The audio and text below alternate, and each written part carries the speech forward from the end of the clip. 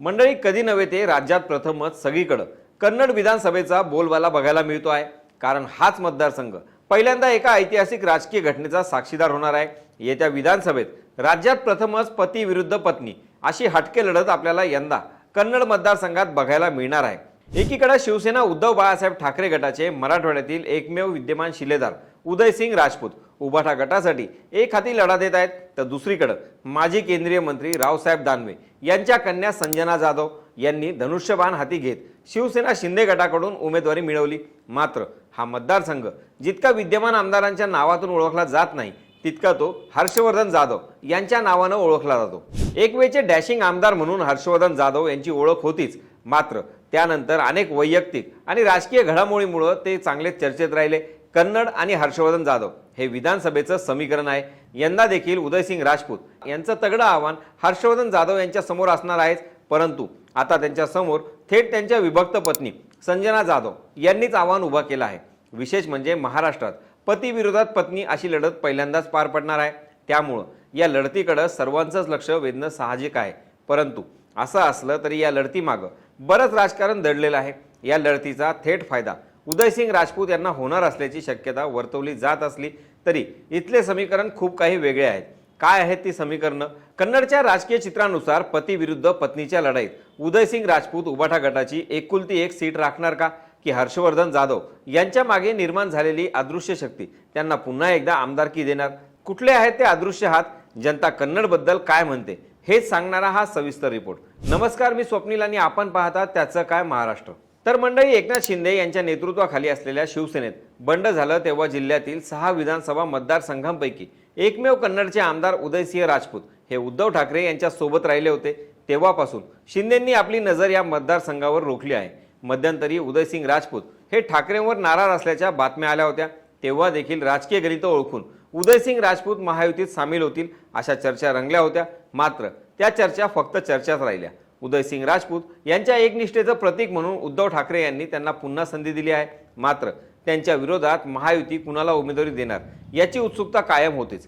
खरं तर या मतदारसंघाची जबाबदारी शिंदे यांनी पालकमंत्री अब्दुल सत्तार यांच्यावर सोपवली होती, परंतु अचानक भाजपचे रावसाहेब दानवे यांची कन्या संजना जाधव यांचा पक्षप्रवेश घडवून आणत शिंदेंनी एक वेगळी खेळी खेळल्याचं बोललं जात आहे। आता इथं शिवसेना विरुद्ध शिवसेना ही कॉमन मॅन लढत होत असली तरी पण हर्षवर्धन जाधव विरुद्ध संजना जाधव या पती पत्नींमधील राजकीय लढतीमुळे या मतदारसंघाला चांगलंच वजन प्राप्त झालं आहे। खरं तर पती आणि पत्नी यांनी एकमेकांसाठी उभं राहायचं असतं, परंतु एकमेकांच्या बाजूनी राजकारण करणाऱ्या दाम्पत्यानं निवडणुकीत एकमेकांच्या विरुद्ध उतरणं ही गोष्ट भारतीय राजकारणाची वेगळी बाजू दाखवणारी ठरणार आहे। 1962 पासून कन्नड मतदारसंघाचा इतिहास बघितला तर 1-2 अपवाद वगळले तर 1999 पर्यंत इथं काँग्रेसच्याच उमेदवारांचा विजय होत आला आहे। 2004 साली इथं शिवसेनेचा धनुष्यबाण चालला, पण धनुष्यबाणाला सलग इथे विजय राखता आलेला नाही। याच कन्नडच्या राजकीय इतिहासात जाधव घराण्याचं अष्टपैलू राजकारण आणि त्यांनी केलेले राजकीय प्रयोग नजरअंदाज करून चालणार नाही। हर्षवर्धन जाधव यांच्या कुटुंबानं गेल्या काही दशकांपासून विविध राजकीय पक्षांच्या नेतृत्वातून राजकारण केलं आहे। त्यांचे वडील रायबान जाधव यांनी 1980 मध्ये इंदिरा गांधी यांच्या नेतृत्वातील इंडियन नॅशनल काँग्रेस यू या पक्षातून राजकीय प्रवासाचा श्रीगणेशा केला होता। त्यानंतर त्यांनी 1990 मध्ये अपक्ष म्हणून आणि 1995 मध्ये काँग्रेस आय कडून निवडणूक लढवली। 1997 सालच्या पोटनिवडणुकीत रायबान जाधव यांच्यानंतर त्यांच्या पत्नी तेजस्विनी जाधव या आमदार झाल्या। त्यानंतर हर्षवर्धन जाधव यांची कारकीर्द सुरू झाली। हर्षवर्धन जाधव यांनी देखील आपल्या राजकीय कारकिर्दीत मनसे, शिवसेना अशा विविध पक्षांमधून लढती देत आपली ओळख निर्माण केली आहे। हर्षवर्धन जाधव यांनी 2009 मध्ये मनसेकडून व 2014 मध्ये शिवसेनेकडून 2 वेळा कन्नडचं प्रतिनिधित्व केलं। शिवाय हर्षवर्धन जाधव यांनी 2019 मध्ये संभाजीनगरमधून लोकसभा निवडणूक अपक्ष म्हणून लढवली होती। त्यांचा पराभव झाला, मात्र त्यांनी त्यावेळी लक्षणीय अशी मतं घेतली होती। यंदाच्या लोकसभेत हर्षवर्धन जाधव कुठेच दिसून आले नाही।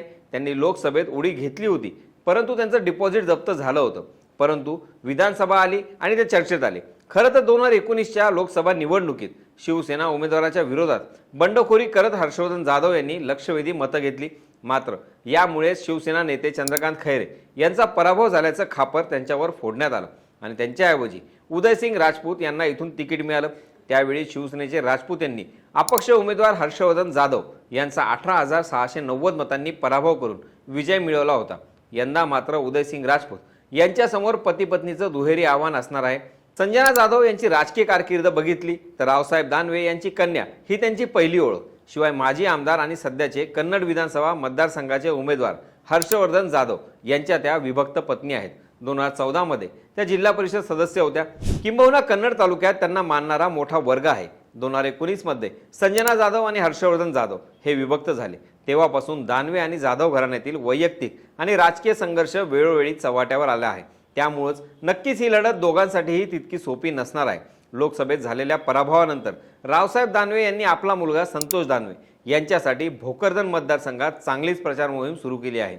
पण त्यासोबतच आपली कन्या संजना जाधव यांना शिवसेनेत पाठवून धनुष्यबाणाच्या माध्यमातून हर्षवर्धन जाधव यांचा वेध घेण्याचा प्रयत्नही केला आहे. आता यात त्यांना कितपत यश येणार हे तर कन्नडच्या गणितावरच अवलंबून असणार आहे. नक्कीच संजना जाधव यांनी शिंदे गटात प्रवेश केला असला तरी त्यांच्या मागे भाजपसह अजित पवारांच्या राष्ट्रवादीची देखील मोठी ताकद असणार आहे. मात्र आता विषय येतो हर्षवर्धन जाधव यांचा. पूर्वीपासूनच या मतदारसंघावर जाधव घराण्याचं वर्चस्व राहिलं आहे. विशेष म्हणजे रावसाहेब दानवे यांच्या पराभवाचं मोठं कारण हे मराठा आरक्षण मानलं गेलं. मात्र आता हेच आरक्षण त्यांच्या जावयाच्या विजयाचं कारण होऊ शकतं. मराठा आरक्षणासाठी लढा देणारे मनोज जरांगे पाटील हे निवडणुकीच्या काळात एक महत्त्वाचा घटक बनले आहेत. ते निवडणुकीत कोणती भूमिका घेणार हे सर्व पक्षांसाठी महत्त्वाचं ठरणार आहे. आता ते प्रत्यक्ष निवडणूक लढवणार नसले तरी पण ते कोणाला पाठिंबा देणार यावरही बऱ्याच गोष्टी अवलंबून असणार आहेत. शिवाय गेल्या काळातली एक गोष्ट आठवत असेल तर 2018 साली मराठा आरक्षणाचा अध्यादेश काढण्याच्या मागणीसाठी आमदार असताना हर्षवर्धन जाधव यांनी राजीनामा दिला होता. अशी भूमिका घेणारे ते पहिलेच आमदार ठरले. त्यामुळे हर्षवर्धन जाधव जरी अपक्ष रिंगणात असणार आहेत तरी देखील त्यांना मनोज जरांगे पाटील यांचा अदृश्य पाठिंबा असल्याचं बोललं जात आहे. तशी उघड भूमिका त्यांनी जाहीर केली नसली तरी कन्नड मतदारसंघात मराठा मतदान हर्षवर्धन जाधव यांच्यासाठी किंग मेकर ठरू शकतं अशी चर्चा सध्या सुरू आहे. 2019 मध्ये उदयसिंग राजपूत हे पहिल्यांदाच आमदार झाले. मात्र या मतदारसंघात चर्चा होती ती फक्त हर्षवर्धन जाधव यांची. हर्षवर्धन जाधव हे जरी राजकारणापासून अलिप्त होते तरी ते आपल्या कौटुंबिक गोष्टींपासून वादग्रस्त वक्तव्यातून नेहमीच चर्चेत असतात. त्यामुळे नेहमीप्रमाणेच हर्षवर्धन जाधव यांचं पारडं जड असणार यात काही दुमत नाही. याशिवाय या मतदारसंघातील प्रश्न हे अद्यापही सुटले नसल्याचा आरोप इथले मतदार करतायत. ग्रामीण भागातील रस्त्यांची दुरवस्था झाली आहे. अनेक गावांमध्ये पाणीपुरवठा योजना नाही. वन्य प्राण्यांचे हल्ले ही मोठी समस्या आहे. ऑट्रम घाटातील वाहतूक कोंडी कधी सुटणार यावर अद्यापही तोडगा निघालेला नाही. त्यामुळं नक्कीच कन्नड मतदारसंघ नवीन चेहऱ्याच्या शोधात आहे. अशा परिस्थितीत संजना जाधव यांना याचा फायदा होणार का हे बघणं महत्त्वाचं ठरणार आहे. एकंदरीतच पती पत्नीच्या या पहिल्या लढतीत कोण कोणावर बाजी मारणार की दोघांच्या भांडणात उदयसिंग राजपूत यांची मशाल पेटणार याचा तिढा येत्या 23 तारखेला सुटणारच आहे. आता या राजकारणाच्या आखाड्यात आरोप प्रत्यारोपांच्या खेळात दानवे आणि जाधव कुटुंबातील कोणती गुपितं समोर येतात आणि याचा कुटुंबावर कसा परिणाम होतो हे बघणं महत्त्वाचं ठरणार आहे. कन्नडमधील या लढतीवर तुमचं मत काय हे आम्हाला कमेंट बॉक्समधून कळवायला विसरू नका. बाकी राजकारणाच्या आखाड्यात आपली नजर कायमच असणार आहे. तेव्हा कुठेही जाऊ नका. पाहत राहा, सबस्क्राईब करा. त्याचं काय महाराष्ट्र.